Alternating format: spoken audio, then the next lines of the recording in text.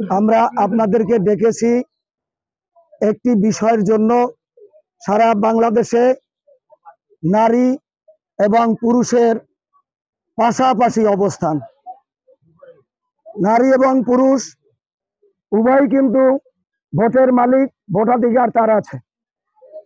আমরা এখানে কোনো বক্তৃতা করে বড় বড় কিছু কথা বলে আপনাদেরকে আসলে আকৃষ্ট করার জন্য আসি নাই।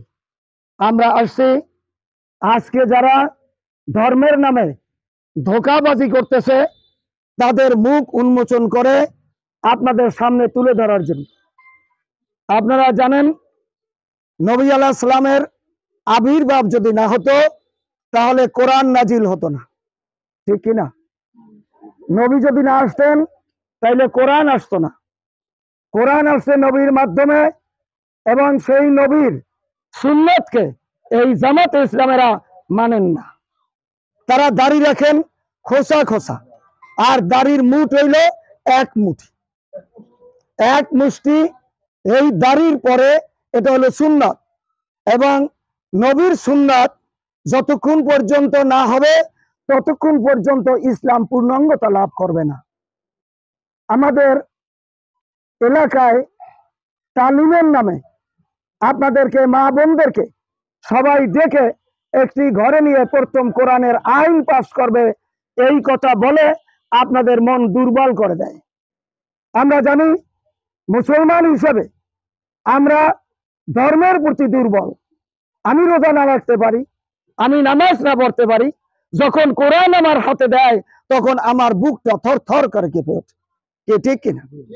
এখন আমরা এই সুযোগকে কাজে লাগিয়ে এই জামাতে ইসলাম বেহেশতের টিকিট ধরাইয়ে দেয়, অথচ সারা পৃথিবীতে ইসলাম ধর্ম যখন এসেছে তখন তার কর্ণধার হইল আমাদের নবী আলাইহিস সালাম।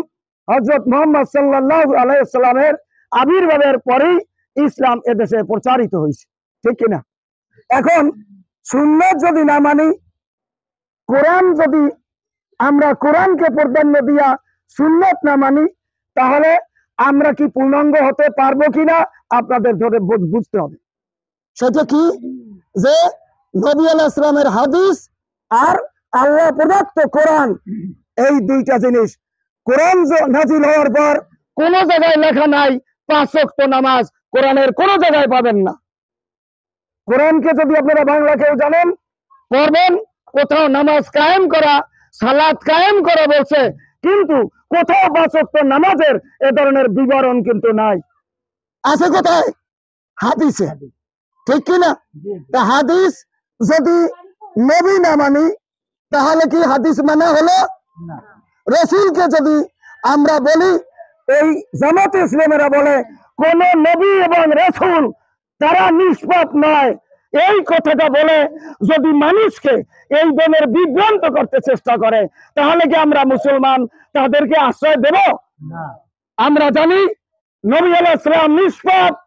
যদি নিষ্পাপ না হইতো তাহলে তার উপরে কোরআন নাযিল হইতো না। যেই নবী যেই কোরআনের উসিলা দিয়া কোরআনের আইন পাস করলে এদেশের মানুষ সব সুখে শান্তিতে থাকবে, এই কথা যদি সত্য হয় তাহলে নবী যদি নিষ্পাপ না হয় তাহলে তার প্রতি কোরআন নাযিল হওয়াটাও মিথ্যা কথা। এই ভেলকিবাজি আর আমরা পছন্দ করি না, কি ঠিক কিনা? এখন আপনাদেরকে